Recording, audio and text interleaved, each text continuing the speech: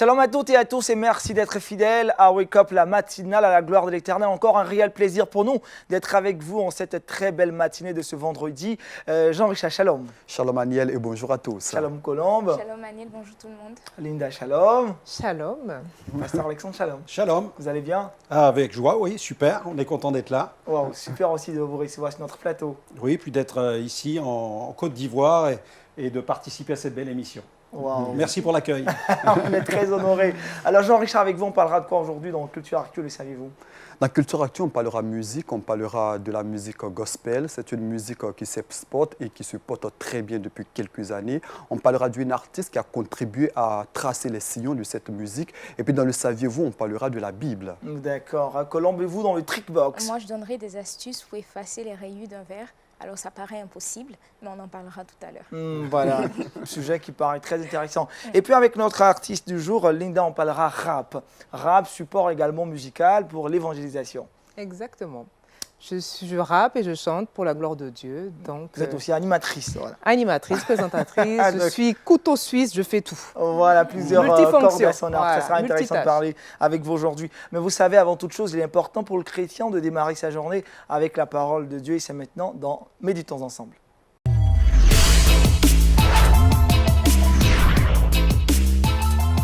Ce matin, avec le pasteur Franck Alexandre, notre exhortation a pour thème la pleine conscience de Dieu. C'est cela, pasteur? Oui, c'est tellement important, la pleine conscience de Dieu. D'ailleurs, j'aimerais introduire cette méditation par une lecture qui se trouve dans les Actes des Apôtres, au chapitre 17. Au chapitre 17, où l'apôtre Paul, qui est un messager, un envoyé de Dieu, eh bien, annonce l'Évangile. Et la Bible nous dit que il annonce ce message en disant que le Dieu qui a fait le monde et tout ce qui s'y trouve est le Seigneur du ciel et de la terre. Il n'habite pas dans des temples faits par la main des hommes. Il n'est pas servi par des mains humaines, comme s'il avait besoin de quoi que ce soit. Lui qui donne la vie, la respiration et toute chose. Il a fait que tous les hommes sortis d'un seul sang habitent sur toute la surface de la terre, ayant déterminé la durée des temps et les bornes de leur demeure. Il a voulu qu'ils cherchent le Seigneur et qu'il s'efforce de le trouver en tâtonnant, bien que Dieu ne soit pas loin de chacun de nous. Car en lui, en Dieu, nous avons la vie, le mouvement et l'être. C'est ce qu'ont dit aussi quelques-uns de vos poètes. Donc Paul est en train de prêcher et il fait référence à quelques poètes, puisqu'il se trouve à Athènes, dans cette atmosphère aussi de la Grèce antique. Il dit « De lui, nous sommes la race ». Ainsi donc, étant la race de Dieu, nous ne devons pas croire que la divinité soit semblable à de l'or, de l'argent ou de la pierre sculptée par l'art et l'industrie de l'homme. En fait, Paul est en train d'expliquer qui est Dieu et il désire amener tous les Athéniens à la conscience de la réalité de Dieu. On sait que quelques versets plus haut, Paul est en train de marcher dans les rues d'Athènes et son esprit est irrité au-dedans de lui à la vue de toutes les idoles qui remplissent la ville. Donc il a conscience de la réalité de ces idoles, de la réalité de ces croyances qui animent le cœur des Athéniens. Il est conscient du monde des idoles, il est aussi conscient du monde des esprits. Et souvent, je pense qu'on a trop conscience, on peut avoir trop conscience du monde des esprits. On peut avoir conscience de la sorcellerie, conscience des démons. Dans certains endroits du monde, les gens n'ont plus conscience de l'activité des démons. Et ça, c'est un autre problème, parce qu'ils ne croient plus à la réalité des démons. Comme le disait le revivaliste Smith, il y a ceux qui pensent que les démons n'existent pas et ceux qui voient les démons partout. Et il y a une voie d'équilibre, c'est la voie de la parole de Dieu. Et l'apôtre Paul, lui, avait conscience de la réalité philosophique qui animait l'esprit des Athéniens. Il avait conscience aussi de l'idolâtrie qui remplissait leur cœur et de l'activité des démons qui étaient derrière. Mais en s'adressant aux Athéniens, il va éveiller leur conscience sur une autre réalité, la réalité de la présence de Dieu, la réalité de la puissance de Dieu. Ma mère était une sorcière, ma mère c'était une voyante, et j'ai grandi dans l'univers de l'occultisme. Et toute mon enfance, j'ai été le témoin de phénomènes paranormaux, puisque les objets se déplaçaient tout seuls à la maison. Il y avait parfois des mains invisibles qui se posaient sur mon corps la nuit. Mon corps décollait en lévitation. Donc j'ai vécu jusqu'à 17 ans et demi l'enfer des ténèbres, l'enfer des démons. J'avais une conscience, une pleine conscience de l'activité des démons. Mais je n'avais pas une pleine conscience de la réalité de Dieu parce que je ne connaissais pas Dieu et je n'avais pas entendu l'Évangile. Et là, je vais très vite parce que le temps est court. Et s'il fallait que je rende témoignage, j'en aurais pour une bonne heure avec On vous ce aura matin. certainement. Ça sera pour une autre fois. Mais, Émission. mais ce qui s'est passé, c'est que j'ai entendu l'Évangile et tout à coup, j'étais confronté à la réalité de Dieu. J'ai entendu un prédicateur qui a proclamé le plein Évangile. Et là, j'ai vécu un choc de royaume, une rencontre de puissance. J'ai été délivré des démons. J'ai été ravi en extase. J'ai fait un voyage au Niagara céleste. J'ai entendu la voix de Jésus qui m'a dit « Tu prêcheras l'Évangile à des nations ». Et quand je suis rentré chez moi, j'avais 10 minutes de conversion. J'ai poussé la porte du cabinet de consultation de ma mère qui était dans une séance de sorcellerie. Là, je ne parle pas de l'Afrique, je parle là de la France, je parle du nord de la France, je parle de la ville de Sedan à la frontière belge et d'une réalité d'une famille qui était vouée à la puissance des démons. Mais tout à coup, mon esprit s'est éveillé à la réalité de Dieu. J'aimerais encourager tous ceux qui sont victimes aussi de philosophie, qui sont victimes peut-être de l'idolâtrie et de la puissance des démons, et qui ont besoin de délivrance. J'aimerais leur dire que Jésus a le pouvoir de les délivrer. J'aimerais aussi encourager ceux qui vivent peut-être dans une crainte ou dans une conscience trop exacerbée à l'égard de l'activité des démons et qui malheureusement les voient partout dans tous les domaines de leur existence. J'aimerais leur dire qu'il faut qu'ils aiguisent leur conscience et qu'ils prennent conscience de la toute-puissance de Dieu. Il est important que nous puissions réaliser que Dieu est plus fort que le diable, que Jésus nous a donné cette autorité sur la puissance des démons. Parce qu'en Christ, nous découvrons, nous accédons à une nouvelle position, une position d'autorité sur le plan spirituel. Lorsque Jésus vient en nous, nous avons en nous celui qui a l'autorité sur toute la puissance des démons. Et nous savons que Jésus a vaincu les démons. Il a dépouillé, c'est ce que dit la Bible, il a dépouillé les puissances, il a dépouillé les autorités, il les a livrées publiquement en spectacle, il a triomphé de toutes ces principautés, de toutes ces puissances de ténèbres par la croix. Le diable est donc un ennemi qui est vaincu, il est terrassé, Jésus l'a vaincu une fois pour toutes à la croix. Et nous devons réaliser quel est cet acquis de Golgotha, réaliser quelle est notre position en Christ, mais aussi quelle est notre nouvelle identité en Christ. Jésus a dit, vous avez reçu l'autorité sur le pouvoir des démons, et rien ne pourra vous nuire. L'autorité en grec, c'est le mot exousia. Le mot exousia est plus fort que le mot dunamis. Vous avez reçu l'exousia sur la dunamis, c'est-à-dire l'autorité sur la puissance. L'autorité est toujours supérieure à la puissance. L'autorité domine la puissance. Et au nom de Jésus, nous pouvons prendre autorité, exercer cette autorité sur toutes ces puissances qui essayent de nous faire croire qu'elles occupent toujours la place et qu'elles sont chez elles, chez nous. Et nous devons donc préserver le périmètre de notre existence en disant à l'ennemi de partir et de lui dire « c'est terminé maintenant, ma vie, mon existence est sous la pleine autorité de Jésus-Christ, je suis sous le sang de Jésus, le sang du Christ est passé sur mon existence, il m'a lavé de tout péché ». Réalisons que Jésus disait au sujet du diable, il disait « le diable, il n'a rien en moi, il n'a rien en moi ». Et aux religieux qui venaient l'accuser, il dit « lequel d'entre vous me convaincra de péché ?» Le diable n'avait aucune emprise sur Jésus parce que Jésus a vécu une vie pure et sans péché. À partir du moment où nous confessons tous nos péchés, que nous les abandonnons et que nous nous en détournons, alors le sang de Jésus nous purifie de tout péché. Mais il nous faut marcher dans la pleine lumière. Et dans cette pleine conscience, c'est ce que dit Paul, en lui nous avons la vie. En lui nous avons le mouvement. En lui nous avons l'existence. Finalement, Dieu n'est pas si loin de nous. Quelqu'un l'a dit qu'il n'était qu'à la distance d'une prière. En fait, si nous mettons notre main sur notre cœur, nous allons réaliser que la vie est en nous et cette vie, elle vient de Dieu. Il nous faut avoir cette conscience que Dieu est présent partout. Dieu est présent partout. Certains voient le diable partout et dans tout. Et je ne nie pas l'existence du diable puisque j'ai vécu son emprise, je l'ai confronté lorsque je me suis tourné vers Jésus-Christ, j'ai pris conscience de l'autorité de Jésus.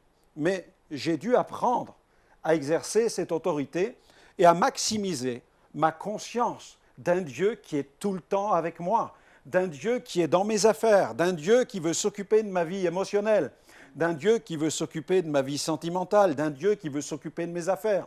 J'ai dû apprendre à faire confiance à ce Dieu qui veut appuyer sur l'accélérateur dans tous les domaines de mon existence et que quels que soient les stratagèmes et les plans que le diable pourra mettre en place, eh bien, en son nom, au nom de Jésus, j'ai la victoire et je peux donc vivre une vie totale, pleine, entière, victorieuse parce que je prends conscience. j'ai une pleine conscience de la présence de Dieu. C'est ce que disait John Gilleg, qui était un revivaliste que Dieu a utilisé en Afrique du Sud, et ensuite à Spokane, dans l'État de Washington, aux États-Unis. Il a vécu un réveil pendant plus d'une dizaine d'années. On estime qu'il y a eu 100 000 guérisons dans son ministère. Et quand il parlait de Dieu, il disait à tous ceux qui l'écoutaient, il disait « La conscience de la présence de Dieu, c'est ce que Dieu veut développer en vous, c'est ce que l'âme connaît. » Est-ce que notre âme connaît Dieu de cette manière, au point que nous avons une conscience que Dieu est tout-puissant, que Dieu est présent partout, que Dieu est avec nous. Et Jésus nous a dit, je suis avec vous tous les jours. Tous les jours. Donc, il est avec nous tous les jours, il a tout pouvoir et il est présent partout, jusqu'à la fin du monde. Et lorsque nous vivons dans cette conscience-là, alors nous accédons, je dirais, à cet échelon du chrétien victorieux. Du chrétien victorieux. C'est ce que dit la parole. Dieu veut nous conduire sur le rocher que nous ne sommes pas capables d'atteindre. Et en Jésus-Christ, nous sommes assis avec Christ dans les lieux célestes. Et donc les principautés et les puissances sont vaincues, puisque la Bible dit que le Père a placé sous les pieds de Jésus, il a fait de tous ses ennemis son marchepied. Donc nous sommes vainqueurs, il nous faut entrer, vivre pleinement dans cette vie de victoire. Une conscience du vrai Dieu, une conscience de sa présence, une conscience de sa toute-puissance. Et puis, je terminerai là, je pense, une conscience de cette destinée qu'il a pour nous. La Bible dit que c'est par grâce que nous sommes sauvés, par le moyen de la foi. Cela ne vient pas de nous, c'est un don de Dieu, afin que personne ne se glorifie. Et il nous a sauvés pour que nous accomplissions des œuvres qu'il a préparées même d'avance. Est-ce que nous avons conscience de cela, qu'il y a tout un, je dirais, dans le grenier de Dieu, dans les hangars divins, il y a tout un stock d'œuvres qui sont là, qui sont prêtes, qui sont préparées, taillées sur mesure pour nos vies. Et nous n'avons qu'à dire « Oui, Seigneur », pour que Dieu mette en marche tout ce process glorieux de ces œuvres qu'il veut manifester au travers de nos vies. Et Dieu a changé ma vie à ce point que j'ai été amené à prêcher l'Évangile et j'ai vu le Seigneur confirmer sa parole par des guérisons, par des miracles. Donc, dans près de 50 pays, je vois cela et je bénis Dieu de ce que maintenant, la nuit, je dors. Gloire à Jésus-Christ. Alors, pasteur, vous aviez parlé certainement de la pleine conscience de Dieu, mais est-ce qu'avoir cette pleine conscience est un fait naturel ou relève du spirituel? La pleine conscience, nous avons été créés par Dieu. Donc, la Bible dit qu'il suffit de regarder la nature pour apercevoir au travers de la nature, finalement, dans cette première lecture, d'être conscient que Dieu existe. Alors, il existe des personnes quand même qui sont athées. Oui, mais il faut beaucoup de foi pour être athée.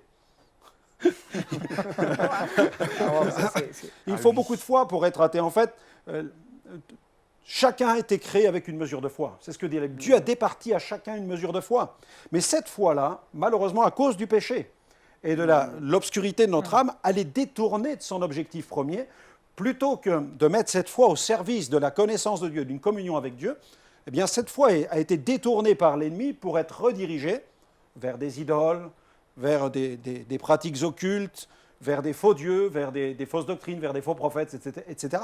Donc la foi a été détournée de son objectif premier, mais Dieu nous a créés avec cette capacité de croire, puisque Jésus dit « Croyez, repentez-vous et croyez à la bonne nouvelle ». Donc s'il nous dit « Croyez », s'il nous commande de croire, c'est que nous possédons déjà en nous-mêmes cette capacité de croire.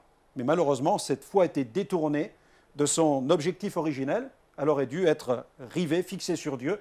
Mais par le péché, nous avons quitté cette trajectoire-là. Mais par l'Évangile, Dieu nous replace sur la bonne trajectoire. Alors, pasteur, est-ce que dans le parcours d'un croyant, il peut arriver également que ce croyant rencontre des difficultés au point où ce croyant puisse douter de la présence ou de la pleine conscience de Dieu? Oui, bien entendu. L'ennemi est à l'œuvre. La Bible décrit partout dans les Écritures l'activité de Satan qui oppresse. Il y a les assauts contre la foi, contre le croyant sont multiples. Il y a notre chair, la chair du péché. Nous sommes tous faits de chair, et la Bible, et Paul le dit, Paul l'enseigne, nous devons crucifier la chair. Il y a donc cette chair dans laquelle nous sommes. Il y a l'orgueil de la vie, il y a les convoitises du monde aussi. Il y a tout ce que le monde essaie de nous offrir pour nous détourner. Il y a la tentation aussi satanique. Donc c'est comme un trident qui est dirigé contre nous et qui a pour but de nous détourner de cette communion avec Dieu. Mais béni soit Dieu, il ne faut pas considérer cette situation avec une fatalité, mais je voudrais encourager ceux peut-être qui baissent les bras et ceux qui doutent. La Bible dit que si quelqu'un doute, il est comme il est comme les flots de la mer, il ne sait pas où il va, il est inconstant dans toutes ses voies. Mais la parole nous dit que nous pouvons nous humilier devant Dieu, nous replacer sous cette autorité, nous nettoyer nos mains, c'est ce que dit la Bible, nettoyez vos mains, pécheurs, humiliez-vous sous la puissante main de Dieu, et Dieu vous élèvera au temps convenable. On sent qu'il y a un temps de grâce, il y a un temps où Dieu ne veut pas nous laisser dans cette situation-là. Dieu ne veut pas que nous mordions la poussière. Si nous mordons la poussière, c'est parce que nous avons à un moment ou à un autre quitté la main de Dieu. Mais Dieu veut nous replacer toujours dans cette communion parce qu'il nous aime. C'est un Pasteur, père. comment entretenir alors cette pleine conscience de Dieu? Eh bien, pour entretenir cette pleine conscience de Dieu, il est important d'avoir je pourrais prendre l'image d'un poumon, de nos deux poumons. Pour que notre corps soit en bonne santé et puisse bien fonctionner, c'est important de bien respirer, d'avoir une bonne oxygénation, une bonne respiration, et d'avoir deux poumons qui marchent et qui soient en pleine forme. Le premier poumon, je l'appellerais la prière. La prière, une prière, je ne parle pas des veines redites ou des gens qui prient comme ça, machinalement, et ça n'a pas de sens. Ils font quelques phrases et puis hop, ils démarrent la journée, ils filent au travail. Mais bon, et puis il y a la lecture de la Bible. Certains lisent la Bible parfois un peu par superstition.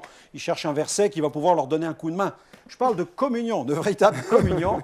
Communion dans la prière, communion dans la lecture de la parole. S'il y a cette respiration spirituelle, ce désir vraiment d'être visité, rafraîchi par la présence de Dieu, de toute évidence, la communion est là. La communion d'esprit avec Dieu est en train de se mettre en place et nous pouvons alors reprendre le chemin d'une vie victorieuse. On a tous des hauts et des bas. Vous avez parlé notamment de prières lapidaires. Est-ce qu'il y a un temps requis pour les prières matinales? Non, on peut. Vaut mieux prier peu que de ne pas prier, mais prier peu, au moins, il faut prier bien. Il faut prier. Vous avez des gens qui pensent, qui vont vous dire que si vous ne priez pas 2 heures par jour, vous n'êtes pas en contact avec Dieu. La pleine conscience de Dieu me dit que je suis en communion avec Dieu tout le temps. Là maintenant, Là, nous sommes. Mais cette pleine conscience de Dieu ne doit pas non plus nous déresponsabiliser de temps que nous devons passer à part avec Dieu. Et moi, souvent, ce que je fais, c'est que j'essaye de pratiquer la marche le plus possible. Et quand je vais marcher une bonne heure, eh bien, j'en profite aussi pour louer le Seigneur, pour le prier, pour l'écouter aussi. Parce que la communion, ce n'est pas simplement parler à Dieu, c'est aussi apprendre un peu à se taire. Mais Seigneur, parle-moi. Vous savez, comme David, où l'Éternel lui dit, mais écoute, quand tu entendras l'Éternel marcher dans les cimes, je crois que c'est important qu'on puisse, dès le matin, il éveille mon oreille comme l'oreille du disciple. Vous voyez, c'est important qu'on puisse avoir son oreille éveillée dès le matin pour écouter ce que l'Éternel veut nous dire. Ce dit le prophète Ésaïe, c'est important. Nous avons par moments la certitude, la pleine conscience de la présence de Dieu dans notre vie. Et pourtant, nous avons peur du diable. Est-ce qu'il y a des stratégies, des astuces notamment Je crois qu'il faut affamer nos doutes et nourrir notre foi. Nous n'avons pas à avoir peur du diable. Nous devons avoir la crainte de Dieu. Je crois que le meilleur remède à la peur du diable, c'est la crainte de Dieu. Il y a une différence entre la peur. Quand j'ai peur, c'est que je reconnais que l'autre a un pouvoir sur moi. Mais quand j'ai la crainte de Dieu, je sais que l'autre n'a plus de pouvoir sur moi. Donc je n'ai plus peur, puisque la peur a changé de camp. Maintenant, la peur est dans le camp du diable, parce qu'il sait que je suis vainqueur en Jésus-Christ. D'accord ? Qu'en est-il des personnes qui disent donc que le diable n'existe pas?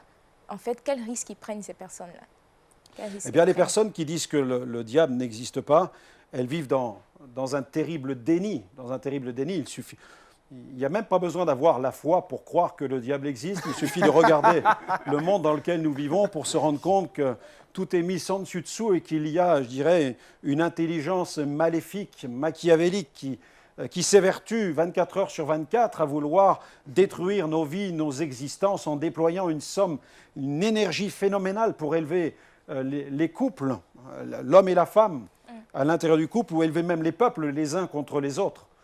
Le monde gît, la Bible. Et la Bible, vous remarquerez que la Bible n'essaye jamais de démontrer les choses. Dans la parole de Dieu, on ne voit pas Dieu essayer d'argumenter, de nous amener à nous prouver que le diable existe. Dieu nous dit, le diable existe. Le monde gît sous la puissance du malin. Et en même temps, la Bible dit que Dieu existe. Donc les choses dans les Écritures sont tellement claires. Mais alors, comment passer de l'incrédulité, du doute à la foi? Bien, moi, je crois que la réponse se trouve à l'intérieur de notre cœur et que c'est à nous de tourner la clé et que le Saint-Esprit est tout à fait disposé pour venir apporter cette aide qui va nous convaincre de péché. Parce que nous oublions aussi un autre acteur invisible et pourtant agissant et omniprésent, c'est le Saint-Esprit. Voilà, Kevin Claire, pasteur, encore merci pour cette exhortation, la pleine conscience Merci. de Dieu. Vous allez prier ce matin, après cette belle exhortation, que Dieu nous aide vraiment à avoir toujours cette pleine conscience. Oui. Allez-y, pasteur. Maintenant, nous prions. J'invite tous ceux qui nous écoutent, où qu'ils soient, eh bien, dans quelques pays où ils se trouvent, nous allons prier pour cela. Et je prie, Seigneur, que là où ils se trouvent, ton esprit soit à l'œuvre. Là où vous trouvez devant votre écran d'ordinateur ou votre poste de télévision, je prie, Seigneur, pour vous maintenant. Je prie pour vous et je prie que votre conscience s'éveille à la réalité de la toute-puissance de Dieu qui a créé l'univers, à la réalité de la présence de Dieu qui est là, à côté de vous. Dieu n'est pas seulement dans ce studio avec nous parce que nous croyons, Dieu se tient à côté de vous, là où vous êtes, parce que c'est sa nature d'être présent partout. Seigneur, je te prie pour ceux qui nous écoutent afin que tu puisses maintenant leur témoigner de la réalité de ta toute-puissance et de ton omniprésence, en manifestant ton caractère tangible, en les touchant, Seigneur, en touchant leur cœur, en touchant leur âme, mais aussi en touchant leur corps, puisque tu es le Dieu qui est capable d'accomplir des miracles, des œuvres extraordinaires. Seigneur, tu traverses les océans, rien ne peut t'empêcher de venir à la rencontre de celui qui crie vers toi. Aucune montagne ne peut se mettre en travers de l'action de ton esprit, aucun abîme ne peut nous séparer de ta présence. Rien, Seigneur, et je te prie maintenant de te révéler dans toute ta plénitude, afin d'aiguiser la conscience de ceux qui nous écoutent pour qu'ils puissent dire « Oui, Dieu existe, Dieu m'a parlé ce matin, Dieu vient de se manifester, Dieu m'a touché, Dieu m'a secouru, Dieu m'a délivré, Dieu m'a guéri et surtout, Dieu m'a pardonné, Dieu m'a purifié et Dieu est en train de changer mon existence. » Alors, libérez dans votre cœur cette conscience en le remerciant. Remerciez-le là où vous êtes. Dites-lui merci Seigneur. Commencez à établir cette relation, cette communion avec lui. Dites-lui merci Seigneur pour ce que tu es en train d'accomplir et d'opérer dans le plus profond de mon cœur. À toi la gloire. Amen. Amen. Merci encore au pasteur Franck Alexandre. Ce matin, notre exhortation a eu pour thème la pleine conscience de Dieu. Intéressons-nous maintenant à la culture avec Jean Richard dans Culture Actu.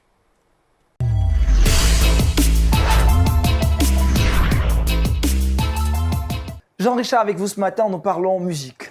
Effectivement, Aniel, je l'ai dit d'entrée de jeu, j'ai décidé de parler de musique aujourd'hui, de parler notamment de musique gospel américaine. Je l'ai dit également d'entrée de jeu que cette musique se porte très bien, elle s'exporte même très bien.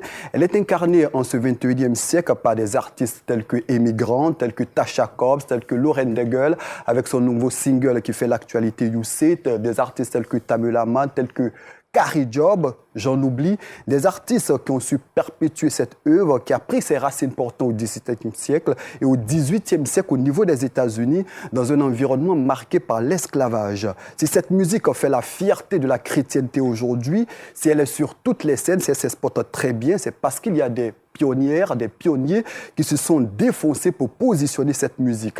Et pour ce numéro de Culture Actu, j'ai décidé de vous plonger dans les archives de la musique gospel en vous présentant l'une des plus belles réussites de cette musique. Elle a contribué à tracer les sillons de cette musique. C'est un nom qui par moments passe sous silence et nous avons décidé en ce jour de la placer sous les lumières de Culture Actu. De qui s'agit-il? Il s'agit tout simplement de Sister Rosetta Tapp. Qui est-elle? Je l'ai dit, c'est un nom qui passe par moments sous silence. Eh bien, elle est née le 20 mars 1915 dans l'État de l'Arkansas, c'est aux États-Unis. Elle est à la fois chanteuse, musicienne, auteure-compositrice et guitariste. Dans quel environnement a-t-elle grandi? Eh bien, les parents de Rosetta Tapp ont connu l'esclavage. C'est d'ailleurs dans une plantation de coton qu'elle a vu le jour. Elle a baigné dans un environnement musical, mais aussi chrétien. Sa mère chantait à l'église, une église qu'on appelait Church of God in Christ, une église qui, à cette époque-là, favorisait l'expression musicale et la prédication des femmes. Dès l'âge de 4 ans, Little Rosetta, comme on l'appelait affectueusement à cette époque, était déjà un prodige du chant et de la guitare. À 6 ans, elle chante dans la troupe évangélique de sa mère en la suivant dans plusieurs tournées dans le sud des États-Unis. Dans les années 1920, la famille s'installe à Chicago. Et elle continue d'ailleurs a participé à plusieurs concerts. Très vite, le talent de Rosetta apparaît aux yeux de bon nombre de personnes. En 1934, elle épouse un pasteur et quelques années plus tard, elle déménage à New York. C'est d'ailleurs dans cette ville qu'elle va connaître un succès phénoménal. Le 31 octobre 1938, Rosetta enregistre 4 titres qui deviennent immédiatement au niveau des États-Unis des tubes.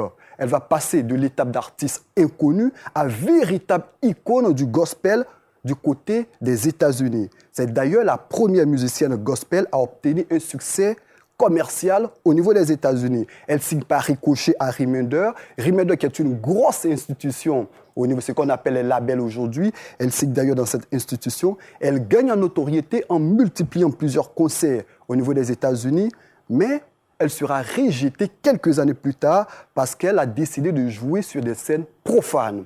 À cette époque, il était très difficile, lorsqu'on était artiste chrétien, d'aller jouer dans certains milieux. Et à côté de cela, elle a décidé de s'adonner au blues et au rock and roll. Et à cette époque, d'ailleurs, aux États-Unis, ces musiques étaient considérées comme des musiques du diable. Elle va être encore rejetée. Elle va enregistrer d'autres albums qui ne vont pas connaître le succès escompté. Mais n'empêche que Rosetta fait partie de ces artistes qui ont su positionner le gospel féminin dans bon nombre de foyers au niveau des États-Unis. Malheureusement, elle s'en est allée le 9 octobre 1973 à l'âge de 58 à Philadelphie. Elle totalise 17 albums. Le dernier est sorti en 1969, mais elle reste comme l'une des pionnières de la musique gospel au niveau des États-Unis. Et je ne saurais terminer, Aniel, sans vous présenter, pourquoi pas, quelques medleys de quelques-unes de ces représentations. Nous avons dépoussiéré quelques archives. C'est en version blanc-noir, mais j'ose espérer que vous allez apprécier.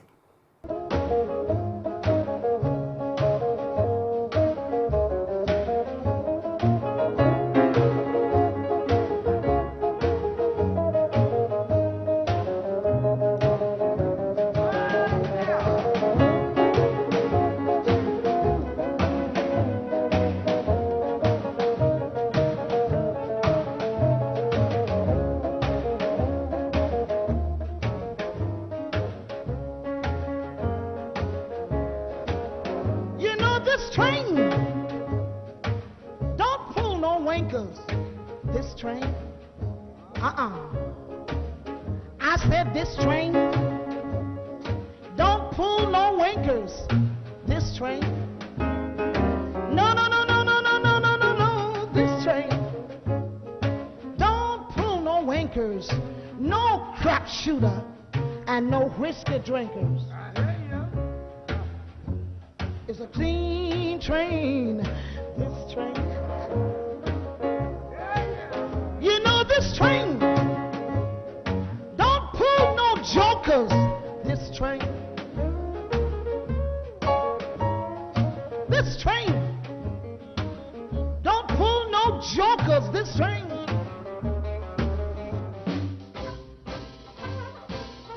Everybody, come on. Let's get happy for once, come on. Oh, good, good, good. I'm happy.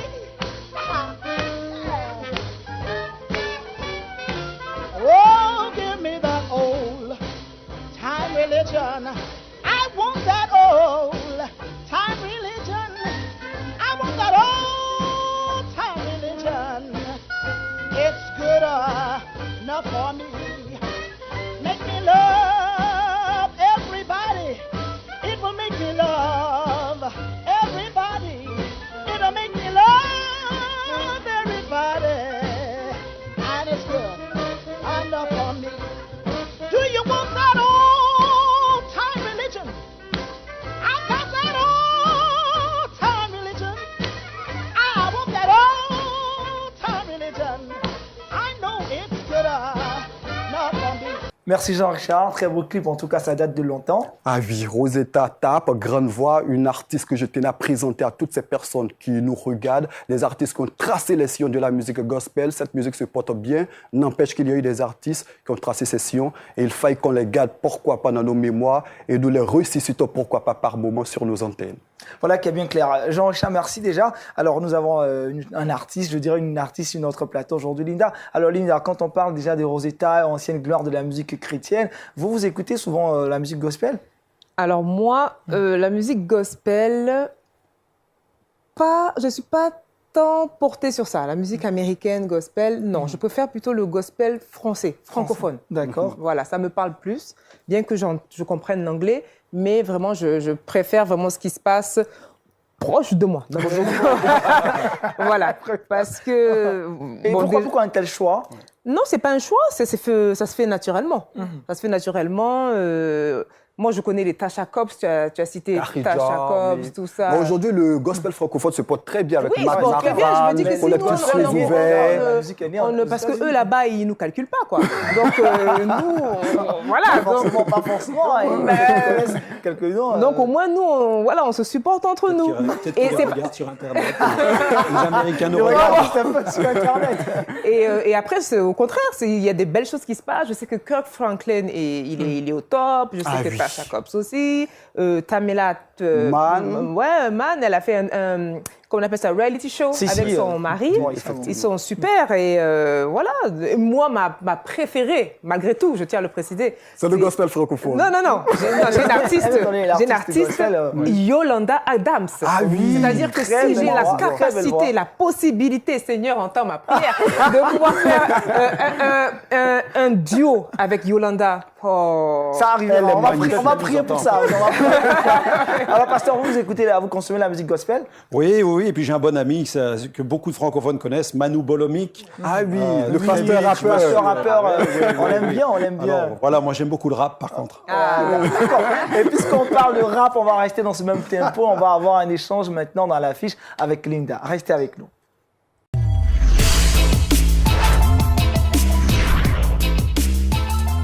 Voilà, on reste dans cette même ambiance, je le disais à l'instant, avec Linda. Déjà, on a introduit la musique, on parle du rap. Alors, Linda a plusieurs parcours, je dirais un parcours assez riche et aussi très édifiant qui vous pousse à faire déjà de la musique rap. Mais pourquoi avoir choisi le rap?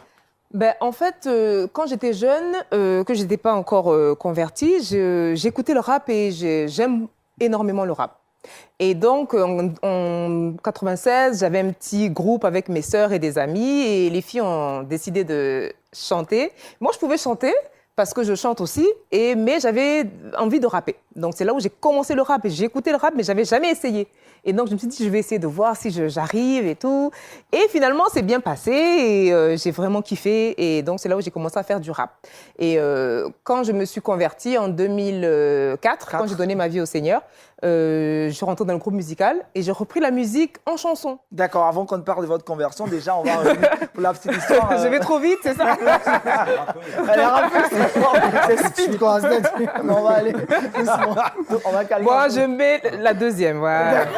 on va rétrograder, voilà. Alors, pour la petite histoire, Linda est née en Côte d'Ivoire. C'est ça, précisément à Abidjan. Cocody. À Cocody, et Oui, puis plus au tard, CHU de au CHU de Cocody, merci pour les précisions.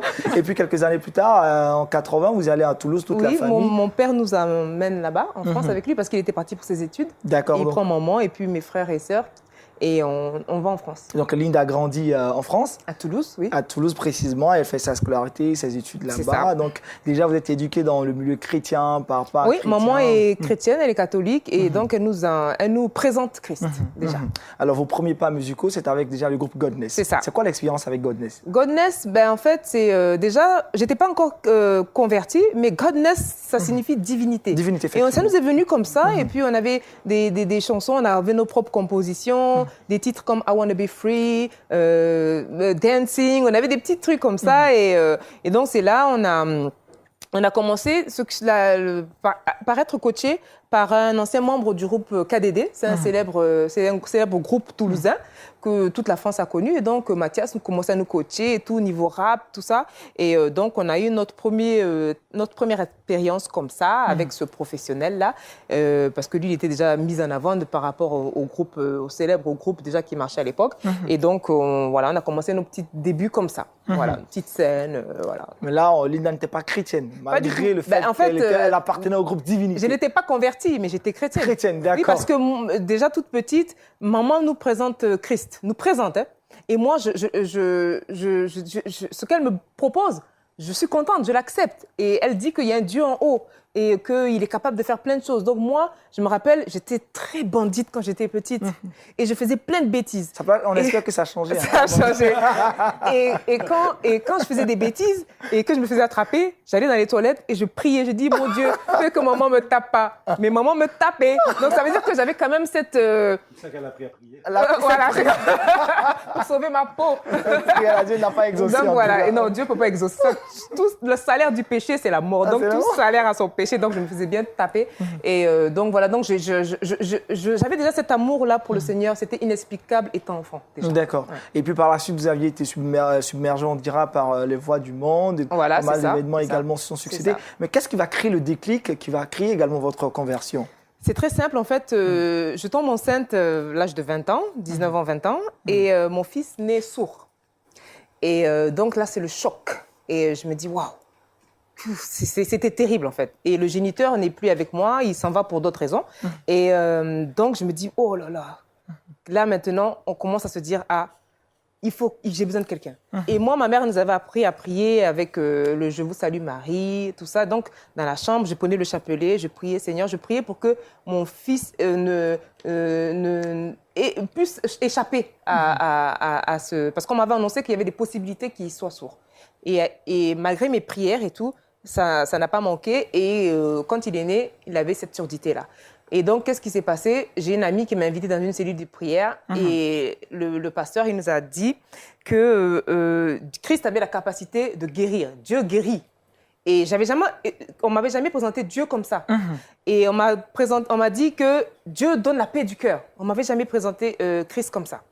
Et donc, je me suis dit, ah oui, j'ai besoin de ça. Donc, je suis rentrée le soir à la maison, j'ai fléchi les genoux. J'ai dit, Seigneur, on m'a dit que tu guéris. Je veux la guérison pour mon fils, s'il te plaît. On m'a dit que tu donnes la paix. Ça va pas, je suis mal. Donne-moi cette paix. Et jusqu'au jour d'aujourd'hui, vous avez la Linda que vous voyez maintenant, la paix, la joie, tout va gloire bien. À Jésus-Christ, gloire à Jésus-Christ. Et maintenant, on est dans l'attente du miracle pour la guérison de mon fils. Et on croit qu'il le fera. Amen. Alors, suite à cela, donc disons en 2004, vous donnez votre vie à Christ et vous intégrez le groupe musical de l'Église, disons. C'est ça, le groupe musical. À l'époque, j'étais dans l'Alliance, non, pas l'Alliance Royale. L'Alliance Royale, c'est l'Église maintenant. Jérusalem à l'époque. Et ensuite, aujourd'hui, je suis à l'Alliance Royale. D'accord. Et en 2004, vous attendez 6 ans après pour faire sortir votre premier album. Voilà, donc le Gloire, tout à fait, que j'enregistre ici. Et donc, et après, je vais le masteriser là-bas aussi. Et donc, je le sors avec le morceau Qui t'a dit. Qui t'a dit, le morceau fameux. Pourquoi déjà le titre Gloire comme... Gloire tout simplement pour rendre gloire à Dieu. Et gloire parce que Dieu nous fait passer de l'état d'indigent, l'état de souffrant, l'état de malade, l'état de désespéré à l'état glorieux. Waouh, extraordinaire. Et c'est quoi l'histoire du morceau phare Qui t'a dit? Qui t'a dit en fait que dans nos églises on chante souvent Qui t'a dit que en Jésus il n'y a pas la paix, il a menti. Et moi je l'ai repris. Qui t'a dit qu'en Jésus il n'y a pas la paix. Je l'ai repris façon hip-hop. Voilà. On va l'écouter maintenant. C'est déjà intéressant, ça nous a déjà vendu. On y va? On y va. Qui t'a dit, allez-y. Qui t'a dit qu'en Jésus, il n'y a pas la paix? Qui t'a dit qu'en Jésus, il n'y a pas la joie? Suis mon exemple et ne crois pas ceux qui te disent qu'en priant, tu perds ton temps. Qui t'a dit qu'en Jésus, il n'y a pas la paix? Qui t'a dit qu'en Jésus, il n'y a pas la joie? Suis mon exemple et ne crois pas tous ceux qui te disent qu'en priant, tu perds ton temps. Qui t'a dit qu'en Jésus, il n'y a pas la joie? Beaucoup croient que je suis étouffée par les lois. Mais au contraire, j'ai sorti la tête de l'eau. Je suis prête à témoigner de ses bienfaits sur ce flot. Wow. Qui t'a dit qu'en Jésus, il n'y a pas la joie? On est heureux, viens voir, on est bien. Débarrassé des poids, des liens qui pesaient sur ma vie. J'ai trouvé du repos, viens. Qui t'a dit qu'en Jésus, il n'y a pas la joie? N'écoute pas les on-dit, réjouis-toi. Dans sa présence, des cantiques, des louanges, des mains en l'air, des cœurs légers, quelques pas de danse. Waouh. Extraordinaire, c'est super ça. On a envie d'écouter ça plusieurs fois. Après, on va voir Linda quelque part. Alors Linda, c'est simple mais très touchant. Très touchant. Et puis par la suite, en 2012, vous intégrez CNV, un label oui, indépendant. C'est ça, CNV Musique, c'est un label gospel indépendant avec le propriétaire qui est Spencer da Silveira. Et donc, on est presque une dizaine d'artistes là-bas. Et justement, il y a B. Wright, qui, je ne sais pas si vous connaissez le rappeur gospel B. Wright. Gospel, si et parce que je parle de lui parce qu'il vient bientôt à Abidjan. Waouh, pour un, ça c'est une pour très un bonne nouvelle. concert. Donc, on est dans le même label. Et donc, voilà, et je suis avec C9 Musique. Alors, est-ce qu'il y a certains rappeurs également chrétiens, français ou du monde entier qui vous influencent? Oui, moi j'aime beaucoup SO, c'est le rappeur anglais. Et après, il y a tous mes frangins. Hein. Laïcien, Be Right, Big T, Raph Big de T. Flo, ils sont beaucoup, hein. Ils sont Élysée, il y a MJ le converti, tous m'inspirent parce que c'est la famille. Tu vas écouter quelque chose de l'un, de l'autre, tu vas prendre, ça va t'édifier. Be Right, il est plus dans le style vraiment, lui c'est le pasteur rappeur. Il te commence à rapper, tu oublies que c'est du rap et puis tu te mets à genoux, tu commences à prier. Après, il y en a qui sont vraiment dans les punchlines, ils vont te sortir des phrases pertinentes avec la Bible, comme Raph de Flo. Et il y en a plein. Moi, c'est plus, voilà, je suis une femme. Et donc, je veux peut-être rapper plus des choses qui vont interpeller peut-être aussi les femmes, voilà. Il faut que je trouve un mari, mais c'est...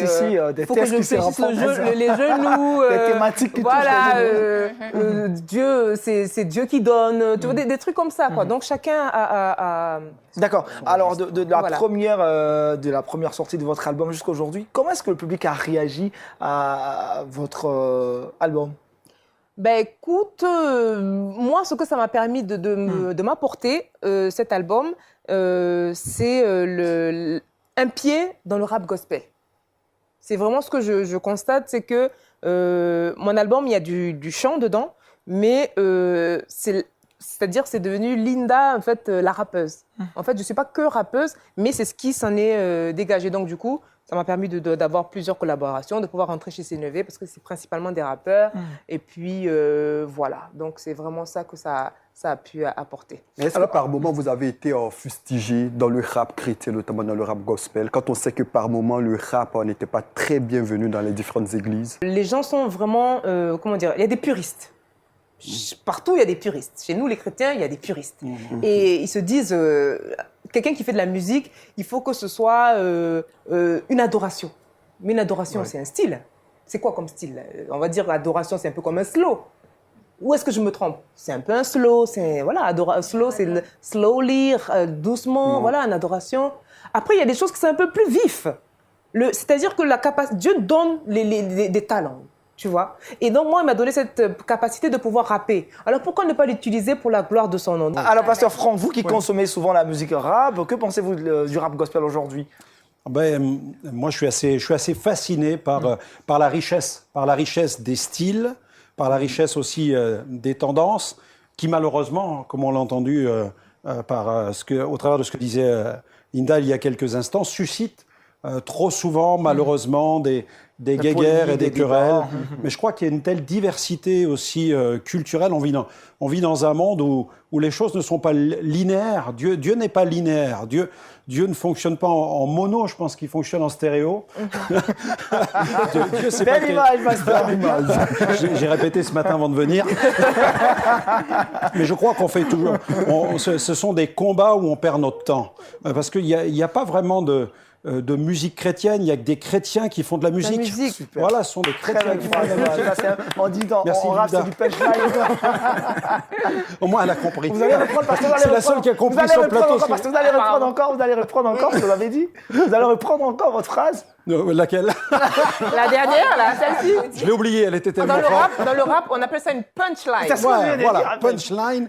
Voilà, c'est-à-dire qu'il n'y a pas de musique chrétienne, il n'y a que des chrétiens qui font de la musique. Waouh. Moi, c'est ce que je crois. Quand les gens sont transformés par la puissance de Est-ce que Dieu, tu me par cèdes la les Bible. droits, pasteur, que j'utilise ça Tu dans peux, un tu de mes... peux. Oh, ça c'est une grâce pour Linda. Alors Linda, votre actualité, vous préparez votre retour sur scène 2018. Oui. C'est vraiment l'année de Ouais, retour je avec suis l'album en back préparation, de le destin retour. de Linda. C'est Oui. quoi déjà cet album que vous préparez? Alors, l'album, il va venir. Il s'appellera Le Destin de Linda. Mais avant de sortir Le Destin de Linda, on va préparer un EP. Genre un maxi single avec 3 morceaux. Et le dernier morceau, justement le premier morceau qui sonne la sortie début janvier de ce maxi single, on va faire un showcase à Abidjan ici début d'année pour présenter ce maxi single. Et je reviens avec un remix. mon heure a sonné. Et je l'ai repris façon hip-hop gospel.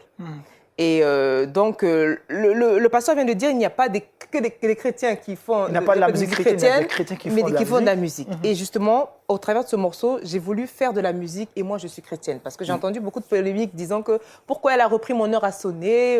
Alors Linda, on aura cet a cappella pour la fin de l'émission. Mais aujourd'hui, un conseil aux jeunes demoiselles également qui veulent faire le rap comme vous. Moi, je dirais, lancez-vous. Pourquoi? Parce que déjà, de un, c'est rare les femmes qui rappent, les femelles MC, c'est très rare et c'est très beau. Et on a souvent des hommes qui viennent. C'est vraiment une valorisation du rap féminin. Ouais, c'est beau. Une fille qui arrive avec son petit flow, là, c'est Sadja, quoi. Et puis surtout du rap gospel. Gospel, c'est l'évangile, la vie. Ouais. Donc, on a un monde qui meurt. Le pasteur disait tout à l'heure qu'il n'y a pas besoin de croire en Dieu ou au diable pour savoir que le monde va mal. On voit que le monde va mal. Donc, la Bible dit qu'on est la lumière du monde. Et le sel, il faut qu'on apporte ce goût-là, il faut qu'on apporte cette lumière-là. Et si tu peux l'apporter en chanson, ma sœur, vas-y. Vas-y. Commence à écrire, et puis même si ton flow est un peu nul, c'est pas grave. C'est Dieu qui donne les talents, qui donne les capacités. Avec le Saint-Esprit, on peut faire plein de choses. Super, oui, pasteur. Si je peux me permettre, avec ce que dit Linda, quelque chose qui me vient à l'esprit qui est important, je crois que les artistes ont besoin de travailler les contenus aussi. Parce que la musique est importante, mais la force du rap, c'est le message. C'est le message. Et trop souvent, on met l'accent sur l'ambiance et l'atmosphère. C'est pas interdit. Vaut mieux avoir une bonne ambiance qu'une mauvaise ambiance. Donc, de bonnes ambiances, c'est important, mais le message, quand Linda parle de l'annonce du gospel, elle dit c'est une bonne nouvelle, c'est l'évangile. Et si le message est à l'intérieur, le message touche le but, de toute façon. C'est vrai. C'est là l'essentiel. On va poursuivre l'émission. On reviendra avec vous, Linda, à la fin de l'émission. On va retrouver très rapidement Colombe dans le Trickbox.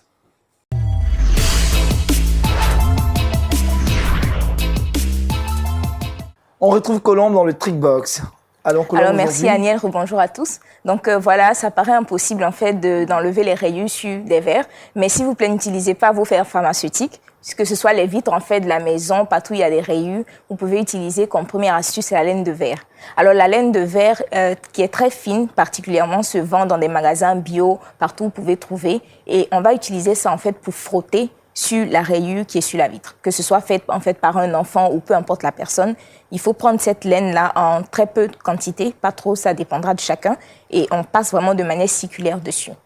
Ça va prendre du temps, il va falloir de la patience, mais en fin de compte, on ne verra plus en fait la rayure.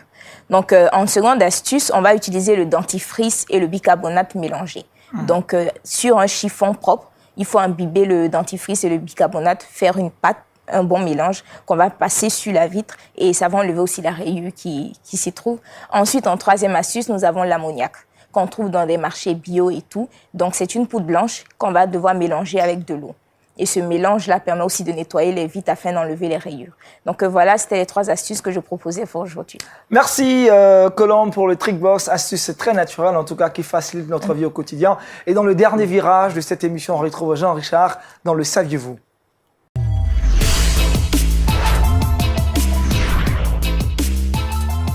Jean-Richard, avec vous, dans le Saviez-vous, on parle aujourd'hui des pays où la Bible est totalement interdite.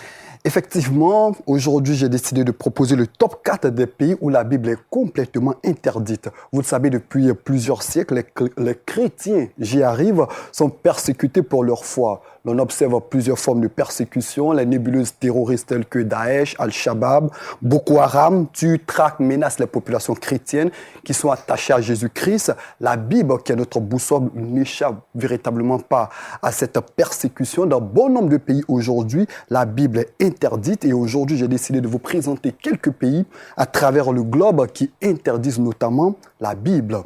Le premier pays que je vous propose, c'est l'Ouzbékistan. C'est un pays en Asie centrale. Dans cette dictature, il est interdit d'avoir une Bible. Si vous possédez une Bible, automatiquement, vous êtes emprisonné en Ouzbékistan.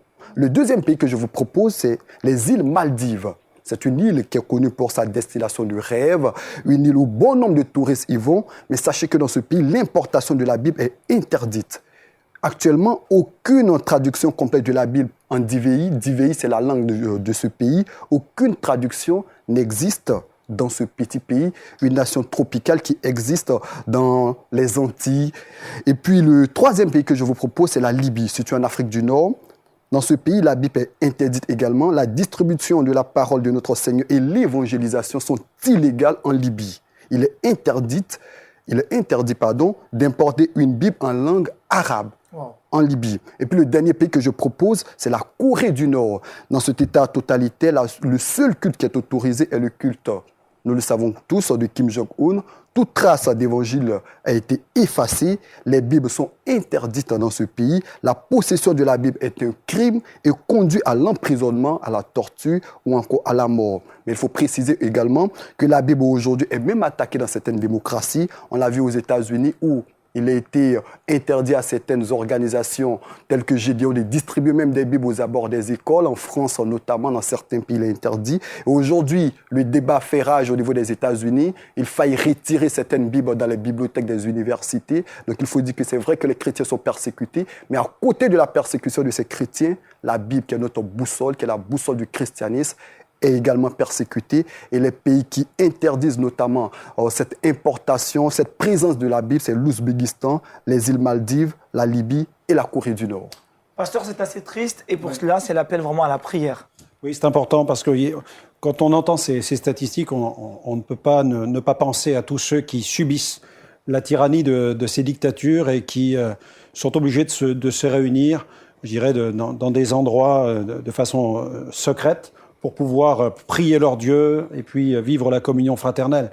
Je crois qu'il nous faut prier. Prions pour ceux qui nous persécutent. Prions aussi pour ceux qui sont persécutés. Je crois aussi que c'est une des missions, un des devoirs de l'Église, de penser à tous ces pays, parce qu'on sait aussi que des pays peuvent aussi subir des changements et qu'il y a eu des pays qui un jour ont vu leurs portes s'ouvrir et l'Évangile pénétrer. On sait que pendant des décennies, les pays de l'Est étaient inaccessibles. Mais il y a eu la Chine aussi, il y a eu tout le travail de Dieu et des portes sont ouvertes. Et aujourd'hui, on voit l'Évangile gagner du terrain. Voilà, on va continuer à prier. Jean-Richard, autre chose à ajouter Ce qu'il faut retenir tout simplement qu'il existe 4 pays où la Bible est complètement interdite. L'Ouzbékistan, les îles Maldives, la Libye et la Corée du Nord. Il faut, comme le pasteur l'a dit, prier pour tous ces chrétiens qui sont dans ces différentes nations afin que le Seigneur puisse fortifier, solidifier leur foi. Amen. Avec Colombe à moi, le verset boussole. Le verset boussole est issu du livre de Actes, chapitre 17, verset 28. Car en lui, nous avons la vie, le mouvement et l'être. Le mouvement et l'être, et c'est en Christ que nous avons cela. Avant de terminer cette émission, on revient avec Linda, rapidement, petit bout a cappella donc de ce titre qui sera bientôt sur un album. Peu importe la durée de la nuit, le soleil va se lever. C'est dans les ténèbres que ta lumière doit briller. Le malheur ne régnera pas toujours. Je crois au jour de ton jour, tu pensais que c'était la fin. Seul Dieu est le maître de mon destin. Il a remplacé leurs points par une virgule, leur mauvais projet, sans effet nul. Retour à l'envoyeur 2018, attends-toi au pourvoyeur. Frangin, tu feras ce que tu n'as jamais fait. Ma sœur, tu vivras un conte de fées. Ta foi comme un grain de sénévé. Célèbre ta victoire avec un grand V. Des saints de joie, des saints de paix, même dernier, tu seras surpris de les rattraper. Bravo à Linda, extraordinaire. Merci au pasteur Franck Alexandre, également à Linda, également à Colombe, à Jean-Richard, à toute l'équipe de réalisation de Wake Up. On a été très heureux d'être avec vous. On vous souhaite un agréable début de week-end. Portez-vous bien. On se retrouve lundi pour un autre épisode de Wake Up. D'ici là, shalom chez vous.